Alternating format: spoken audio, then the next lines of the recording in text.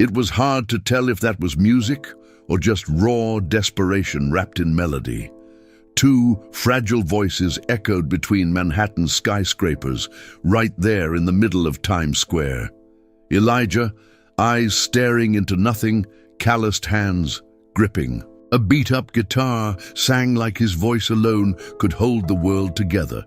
Beside him, Noah, swallowed up in an oversized coat, gently nodded his head, trying to follow a shaky tune that trembled on his lips. Between them, on the ground, a worn-out grey hat begged for mercy, still empty. What makes two boys sing on the streets of one of the richest cities in the world? And why, even in the pulsing heart of the metropolis, does no one really see them? The answer lies in what people refuse to face. Elijah and Noah are invisible because their faces carry a truth that makes others uncomfortable: poverty, abandonment, and a childhood stolen. They sing so they won't cry. They sing so they can eat. They sing because silence hurts more than the cold. Elijah stood tall, just like their mom taught him. If you're gonna sing, sing with your soul. Hard to keep the soul warm when your body's freezing and your fingers can barely grip a guitar with loose strings. But he pushed through. For Noah, always for Noah. People rushed by. Some looked away, others gave that awkward half-smile, the kind that feels more like an apology for not helping. A young woman stopped, filmed them for 30 seconds and left. No coin, no words, just silence. Noah watched his brother with big, tired eyes. His face was pale, streaked with dirt and fever. Still, when Elijah looked back, the little one tried to smile. It was their silent deal. One takes care of the other, even if they're barely hanging on. Suddenly, the firm footsteps of a cop came closer. Tall, white, stiff-faced, uniform spotless. His shadow fell over them like a storm cloud. Elijah quickly hid the guitar behind his back. "You can't be here," the officer said, already annoyed before he even finished the sentence. "This isn't the place for that kind of thing." Elijah grabbed Noah's hand. He didn't say a word, just picked up the empty hat, wrapped his brother tighter in the coat and started walking, dragging his feet. The cop watched, but didn't stop them. They wandered down wet streets, dodging traffic, eyes, and the wind, until they found the rusted entrance of an old, abandoned subway station. Elijah pushed the door open with effort and led Noah down the dark steps. Down there, the noise of the world disappeared. Elijah set up a cardboard blanket, split half a pack of crackers with his brother, and sang softly. Noah rested his head on Elijah's shoulder and asked, "Do you think one day we'll sing on a real stage?" Elijah paused, then squeezed his hand and said, "Yeah, just don't give up." Before the cold streets and the empty hat, there was a home that smelled like fresh bread and had music in the morning. Elijah remembers it like trying to hold smoke in his hands. In their cramped kitchen back in Atlanta, their mom, hair loose, apron on, would hum while flipping pancakes in an old skillet. Noah, still a toddler, clapped off beat. And Elijah already sang. And he was good. Their mom used to say their voices were made of sky, that they were born to move people. She called them her off-key angels, even when they sang in perfect harmony. Sundays were their favorite. They'd sit on the torn-up couch and use hairbrushes as pretend mics. That was their living room concert, but their dad hated music, hated laughter, hated pretty much everything. He was a big, bitter man who lived more inside bottles than inside the house. Whenever he showed up, the mood would shift. Mom stopped singing. Elijah went quiet. Noah would hide under the bed. Then one night, Dad left for good, after smashing the TV and shoving their mom against the wall. Elijah remembers the blood on the floor, the door slamming, and the silence that followed. A silence that lasted for months. Their mom tried to keep going, worked double shifts at a restaurant, picked up odd jobs on weekends. The boys were left alone for hours, but she always came home and sang. The sickness came slowly. First a cough, then shortness of breath. She kept saying it was just fatigue, until the night she collapsed in the kitchen. An ambulance took her. She never came back. Elijah was 9. Back in the present, the boys' voices echoed through an empty subway car. It was a last-ditch effort to make some change. But before they even finished the first verse, a security guard shouted, "Hey, get out of here! This ain't a stage!" Elijah grabbed Noah's hand and ran. Again. They were always running. Outside, the wind cut like knives. A man approached them. Smiling, friendly-looking, said Elijah had a great voice. Claimed to know people in the music biz, said he could help. But his eyes didn't match the smile. Elijah noticed too late. The man reached for Noah. Elijah reacted fast, kicked, screamed, and ran, carrying his brother in his arms. Hours later, huddled in an alley between buildings, Elijah tried getting a job at a burger joint. One look was enough for them to shut him down. No papers, no talk. That night, while splitting a stale cookie with Noah, the little one asked, "Are we gonna die out here?" Elijah pretended not to hear, but the question stuck. He sat in the waiting room for hours, just staring into space. People came and went, alarms rang, doctors yelled codes down the halls. But for Elijah, time froze on that stretcher. The moment. He saw Noah being wheeled away, eyes shut, lifeless.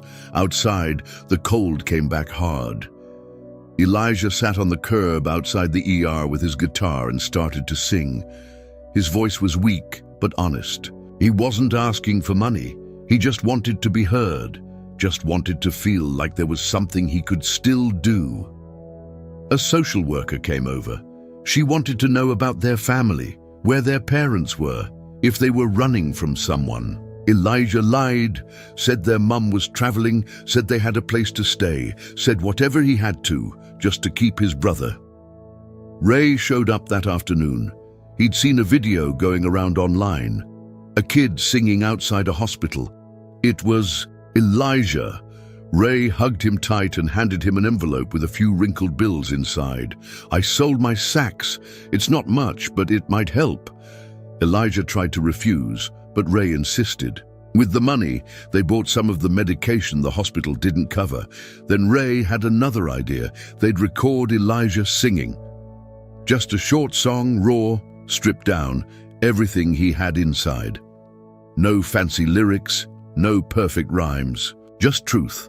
They filmed it with an old phone, under a storefront awning, the noise of the city swirling in the background. Ray posted it online with a simple caption. "This is the voice of a boy trying to save his brother." In a matter of hours, the video exploded. Thousands of likes, shares, comments. People from all over were touched by the purity in his voice, the quiet pain in each note. Late that night, the doctor came to find Elijah. He's stable. But it was close. Way too close. Elijah asked to see him, even though he wasn't family. The doctor hesitated, then nodded.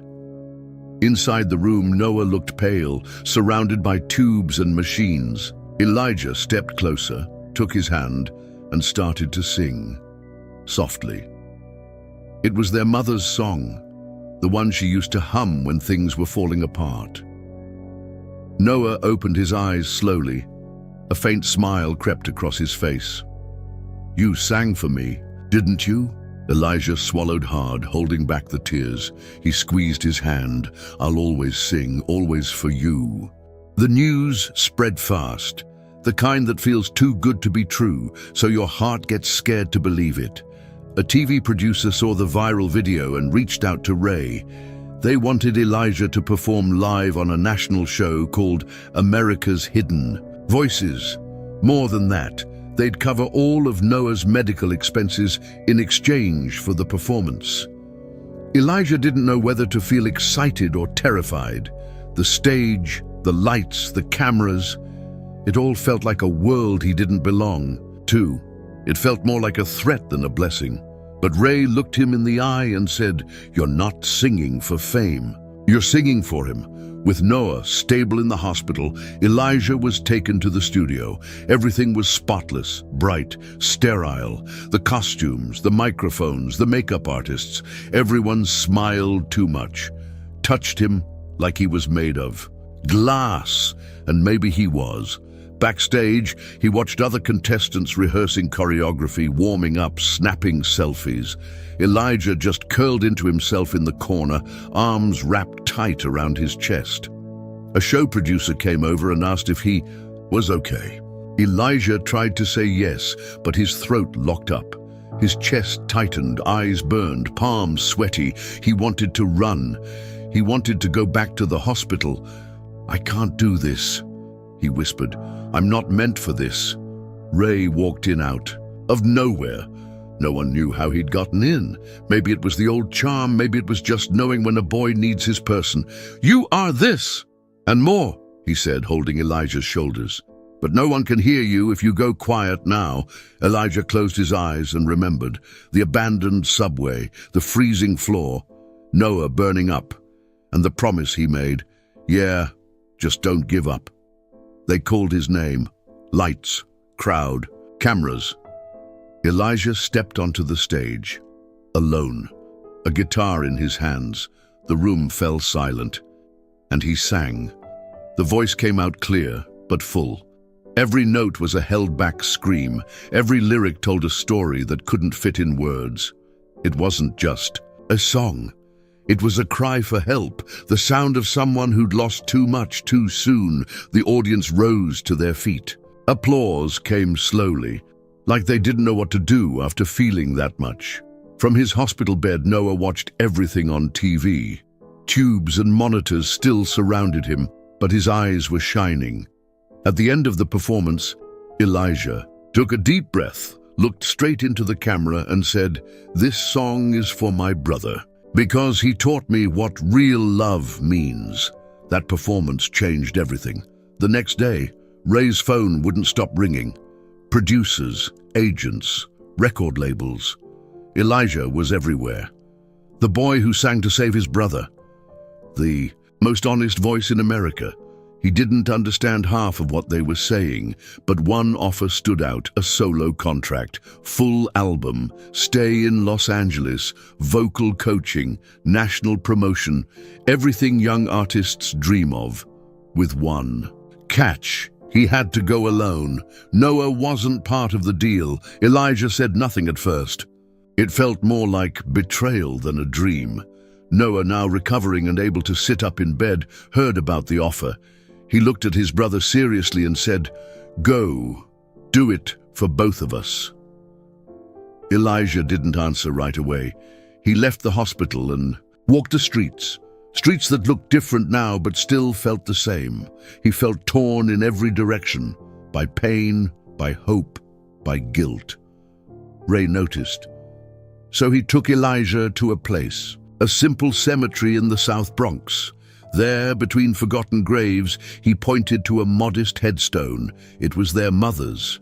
A nurse at the hospital had found her death record and the burial site. Elijah dropped to his knees. He didn't cry out loud. His tears fell inward. "I tried, Mom. I'm still trying." Back at the hospital, Noah got worse again. Another setback. Alarms blared. Doctors ran. Elijah arrived just in time to see his brother being intubated again. It felt like the floor vanished beneath his feet. Hours later, with Noah stabilized, Elijah got one last call from the label. A final chance. If he didn't get on the plane the next day, the deal was off. Ray listened from the corner, said nothing at first, but when Elijah hung up the phone without a word, he walked over. "They don't get it. You don't sing for fame. You sing to survive." Their story blew up online once again. People demanded the label reconsider. A non-profit reached out to Ray. They offered shelter, full medical treatment, and education for both boys. Elijah turned down the solo deal. Instead, he asked for something better, a project with his brother, an album that told their story. It's either with my brother, or it's not happening. 6 months later, the stage was real. Lights, thick curtains, the silent anticipation. of a full audience. But none of it scared Elijah and Noah now. They were together, and that was everything. The Grand Theater in New York was packed. It was the debut of their first single, Home Without a House. The song began with Elijah's voice, strong, mature, but still raw with emotion. Then Noah's came in, softer, gentler, but filled with soul. The audience listened in utter silence. On the screen behind them, images from their journey played alongside the lyrics: the subway station, the hospital, the hat on the ground. People wept openly. There was no hiding from it. At the end of the song, the audience stood. Applause thundered, long and loud. Elijah took a breath, grabbed the mic, and spoke with a shaky voice. "We spent a long time just trying to be heard. Tonight, you didn't just hear our voices, you heard our hearts." Ray was in the front row, wearing a borrowed suit, eyes brimming with tears. Elijah called him up on stage and said, "For everyone to hear, this man right here saved 2 lives. And he taught me that talent without soul is just noise." "Thank you, Ray," the tribute aired live. Ray cried and hugged both boys like a father finding his children again after being lost. In the days that followed, interviews, invitations, and real, honest contracts poured in. Their story became a documentary, a magazine cover, a message of hope for other street kids across the country. The label that tried to split them up went public and apologized. Elijah forgave them, but made one thing crystal clear: never try to take away what pain worked so hard to build.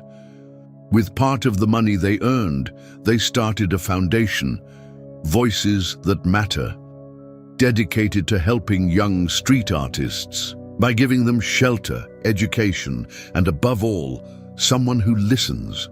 Noah, still facing minor health issues, kept going with physical therapy, but his voice sounded healed. He sang with joy, like someone who had been through the worst and still chose to keep going. One random afternoon, the brothers walked hand in hand through a Times Square that now felt warmer, more human. They passed a glass studio window where a special item was on display, an old grey hat. Next to it, a plaque read, "This hat carried the hope of 2 brothers who only wanted to sing. Today they sing for the whole world." Elijah looked at Noah, smiled, and said, "Remember when you asked if we'd ever sing on a real stage?" Noah grinned back. "We didn't just sing, we changed everything." If this story touched your heart, just imagine how many others are still waiting to be heard. Subscribe to the channel and walk with us for every voice the world almost missed.